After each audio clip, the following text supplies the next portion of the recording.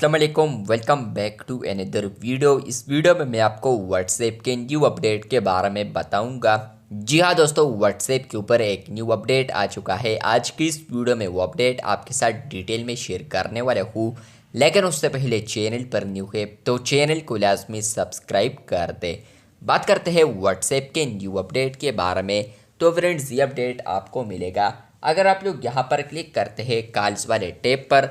जैसे कि आप लोग इस पर क्लिक करते हैं तो फ्रेंड्स आपको यहाँ पर एक अपडेट देखने को मिलता है, जो कि आप लोग यहाँ पर देख सकते हैं। रीडिज़ाइन आपको आ चुका है, जो कि टॉप पर आप लोग देख सकते हैं कॉल आइकन आ चुका है। इसके अलावा स्केजुअल आइकन आ चुका है। इसके अलावा फ्रेंड्स आप लोग डायल आइकन देख सकते हैं और आप लोग फेवरेट्स ऑप्शन भी देख सकते हैं। तो व्हाट्सएप ने इस फीचर को रिलीज़ कर दिया है, जहाँ पर फ्रेंड्स आप लोग व्हाट्सएप के ऊपर कॉल्स वाले टैब पर आएंगे तो आपको रीडिज़ाइन देखने को मिलेगा। मतलब यही कि फ्रेंड्स आप लोग यहाँ पर देख सकते हैं कि आपको ऊपर ऑप्शंस देखने को मिलते हैं। आप लोगों ने कॉल करना है तो कॉल ऑप्शन पर क्लिक कर सकते हैं। आप लोगों ने कॉल को स्केजुअल करना है तो आप लोग स्केजुअल ऑप्शन पर क्लिक कर सकते हैं, या इवन आप लोग डायल भी कर सकते हैं। और इसके अलावा आप लोग कॉल को फेवरेट्स भी कर सकते हैं।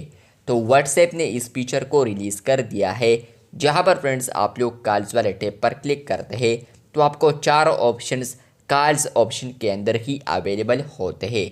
पहले आपको यहां पर सेटिंग्स में जाना पड़ता था। कॉल सेटिंग्स पर आप लोग जाते थे तो वहां पर आपको ये ऑप्शंस देखने को मिलते थे, जो कि आप लोग कॉल्स टैब से ही एक्सेस कर सकते थे। लेकिन अब व्हाट्सएप ने इस फीचर को रिलीज़ किया है।